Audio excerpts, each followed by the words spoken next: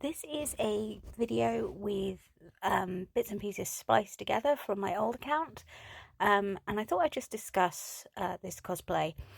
Now, I originally bought the cosplay you just saw, and I was really excited about it. I wouldn't have to put any effort into it. This is what it should have looked like. I knew it wasn't going to look exactly the same. I paid about 50-60 quid for the cosplay and the wig.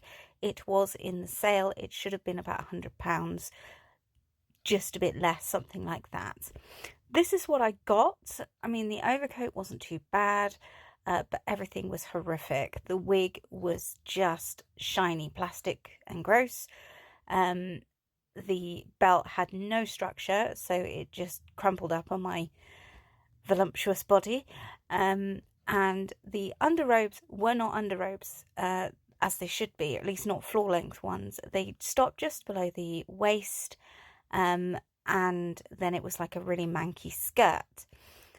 So what I did in the end was I decided to forego this particular cosplay for my own safety, because I swear if I looked at a flame wrong, it would spontaneously combust. It was that kind of fabric, and it's fine if you wear this cosplay, it's fine. Just for me, I did not feel like this did me any favours, and as you can see from this, I know I hadn't put much effort into it, because I was just trying it on after it arrived, but it was not doing me any favours whatsoever. And the thing is I do kind of like to look reasonably okay in a cosplay, so I decided to use it as a pattern piece. I know, very expensive pattern piece, to make it myself. So in the end, I used this, but also Yaya Han's ironically pattern for Lan Wangji's cosplay, for some of it, which was gifted to me by a friend. And I made it myself from scratch. I also bought the wig. The wig I ended up buying was from Wiggy's Fashion. It was gorgeous. It was lace front. It was pre-crimped. The only thing I didn't like about it was it had a bit of a fringe, which I've had to hide, which is kind of annoying. But at the same time, it was really long and really gorgeous and perfect for this version. So here is the cosplay that I finished and made from scratch. It was made from a combination of Egyptian cotton bed sheets, which, to be fair, wasn't cheap, from Amazon, because it's cheaper to buy that than it is to buy decent cotton from a fabric store. And some fancy fabrics that I found on Pound Fabrics for about £1 a metre, reduced from something like £8 a metre, so you know, I'm not going to say no.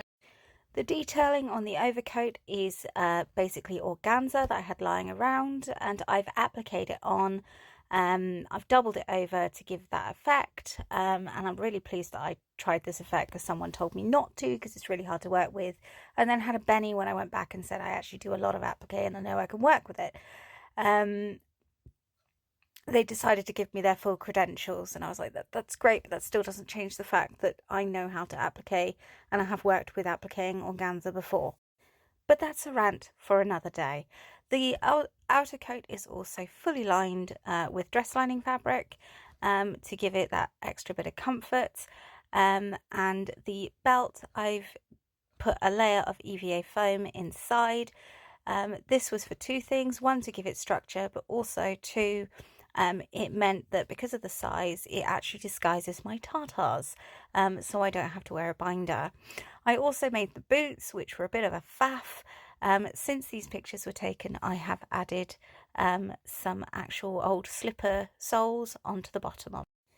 The flute is purchased and it did come with a charm, but I have made the charm and the tassel again myself because I wasn't happy with it. It just came with tassels when it was purchased, and it didn't have the charm that's in the animated version. So I made that out of casting resin from 2 donut molds. I just didn't make them like full donut sized and just glued them together.